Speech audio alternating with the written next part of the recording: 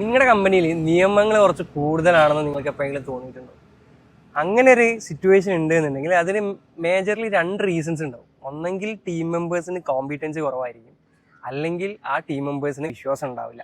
Basically ഈ 2 കാരണങ്ങൾ കൊണ്ടാണ് ഒരു കമ്പനിയിൽ നിയമങ്ങൾ SOP എന്നുള്ള പേരിൽ കൂടുക. SOP എന്നും പറഞ്ഞിട്ട് തൊട്ടതിനും പിടിച്ചതിനും അറ്റൻഡൻസിനും ഈവൻ ചായ കുടിക്കുന്നതിനും ലഞ്ചിന് പോകുന്നതിനും അല്ലെങ്കിൽ ഒരു മീറ്റിംഗ് അറ്റൻഡ് ചെയ്യുന്നതിനും മീറ്റിങ്ങിൻ്റെ മിനിറ്റ്സ് പ്രിപ്പയർ ചെയ്യുന്നതിനും അത് സബ്മിറ്റ് ചെയ്യുന്നതിനൊക്കെ പ്രൊസീജിയേഴ്സ് ക്രിയേറ്റ് ചെയ്യുക, എന്നിട്ട് അതിനെ സിസ്റ്റംസ് എന്ന് വിളിക്കുക. ബേസിക്കലി എന്താണെന്ന് പറയുക, ഇത് ക്രിയേറ്റിവിറ്റിയും ഫ്രീഡവും ഇല്ലാതാക്കും, ഓട്ടോണോമി നഷ്ടപ്പെടും.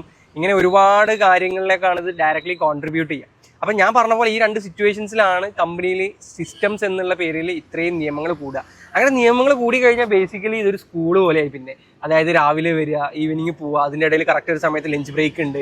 അതുപോലെ തന്നെ ഇംഗ്ലീഷ് പീരീഡ് വരുമ്പോൾ ടെക്സ്റ്റ് ബുക്ക് എടുത്ത് വെക്കുക, മാത്സ് പീരീഡ് വരുമ്പോൾ നോട്ട് ബുക്ക് എടുത്ത് വെക്കുക, PT പീരീഡ് ആകുമ്പോൾ ബെല്ലടിക്കുന്നതിൻ്റെ ഒരു 5 മിനിറ്റ് മുന്നേ തിരിച്ച് ക്ലാസ്സിലെത്തുക. അങ്ങനെ തൊട്ടതിനും പിടിച്ചതിനൊക്കെ നിയമമാവുന്ന ഒരു സിറ്റുവേഷൻ എന്ന് പറഞ്ഞു കഴിഞ്ഞാൽ ശരിക്കും ഒരു സ്റ്റാർട്ടപ്പ് ഒരിക്കലും അങ്ങനെ ഒരു എൻവയോൺമെൻറ്റിൽ സ്കെയിൽ ചെയ്യാൻ പറ്റില്ല എന്നുള്ളതാണ് സത്യം. ബിക്കോസ് എ റൈറ്റ് ടീം അല്ലെങ്കിൽ ഒരു ഗുഡ് ടീം എന്ന് പറയുമ്പം അവർക്കൊരു 100 നിയമങ്ങളല്ല വേണ്ടത്. അവർക്ക് ക്ലിയർ ആയിട്ടുള്ളൊരു വിഷൻ, അതിലേക്കൊരു മിഷൻ, ആ മിഷൻ ചെയ്യാനുള്ള ക്ലാരിറ്റിയും ഫ്രീഡമാണ് അവർക്ക് വേണ്ടത്.